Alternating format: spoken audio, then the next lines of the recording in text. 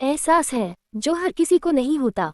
प्यार वो महसूस है जिसके अंदर खो जाने का दिल करता है।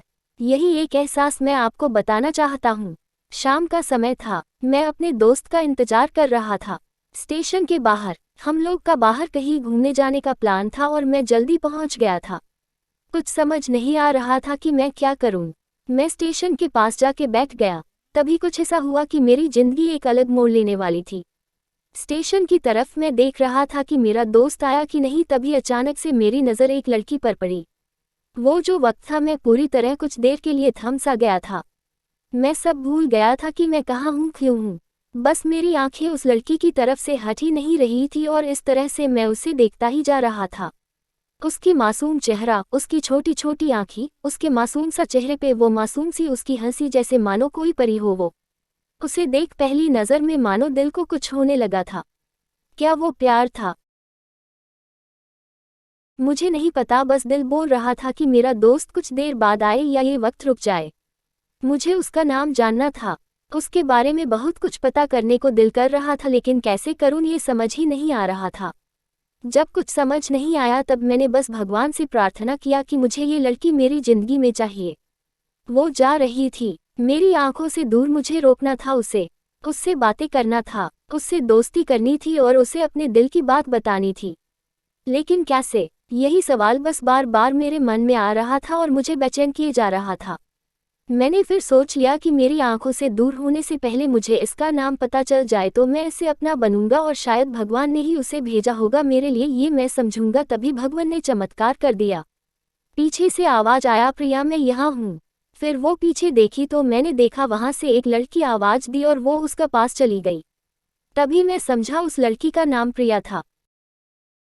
मैं खुश हो गया और उस लड़की को मन किया जाके धन्यवाद बोल दूं, क्योंकि उसी के वजह से मुझे उसका नाम पता चला। बस तभी मैंने ठान ली अब उसे अपना बनाना है, उसे अपनी जिंदगी में लाना है। फिर तभी मैं उसके पीछे जाने लगा कि अचानक ही पीछे से एक हाथ आया। पीछे देखा तो दोस्त आ गया था। अब मैं क्या करूं समझ नहीं आ रहा था। मैं क्या बोलूं उससे, कैसे मना करूं उससे, कैसे जाऊं मैं उसके पीछे। मैं इसी सोच में लगा रहा तब तक वो मेरी आंखों से दूर जा चुकी थी। दिल मानो रोने लगा था और तभी मानो ऐसा लगा कि जैसे सब कुछ एक सपना सा था बस, और आंखें खुल गया तो सपना टूट गया।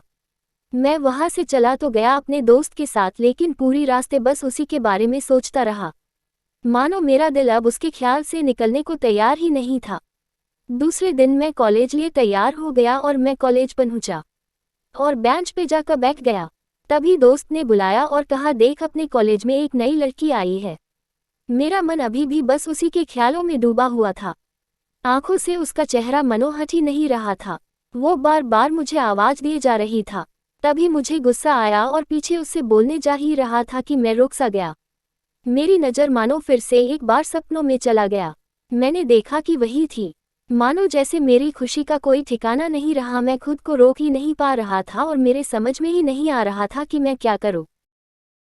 क्या बोलता मैं? बस जाके अपने दोस्त के गले लग गया और हंसने लगा। तभी पता चला वही वह नई लड़की थी जो कॉलेज में आज पहला दिन आई थी। मैं तो मानो हवा में उड़ने लगा। फिर मैंने एक दिन अपने दोस्त को बताया कि ऐसा ऐसा है। उसने कहा जाके बोल दे उसे अपने दिल की बात। लेकिन मैं डरता था कि वो क्या कहेगी, क्या लगेगा उसे। यही सोच के मैं हमेशा रुक जाता था। मैं सोचने लगता था कि कहीं वो मेरी बातें सुन के मुझसे दूर न हो जाए। मैं उससे दूर नहीं होना चाहता था। मुझे ये एहसास हो गया था कि शायद वो भी मुझे पसंद करती थी, लेकिन वो कभी कुछ नहीं कहती थी। उससे लगता कि मेरे मन मैं उसके लिए कुछ नहीं है। लेकिन वो क्या जाने कि उसे पहली नज़र में देख के ही मैंने उसे अपना दिल दे चुका था। दिन बीतते गए, हम लोग एक अच्छे दोस्त की तरह साथ रहते और बातें करते थे। लेकिन न कभी मुझे हिम्मत हुआ उससे कुछ भी कहने का, ना और ही उसे। वक्त बीत गया और इस तरह हम लोग की पढ़ाई पूरी हो गई। लेकिन मेरे दिल में उसके के लिए अभी भी पहला और आखिरी प्यार था और शायद उसके लिए भी।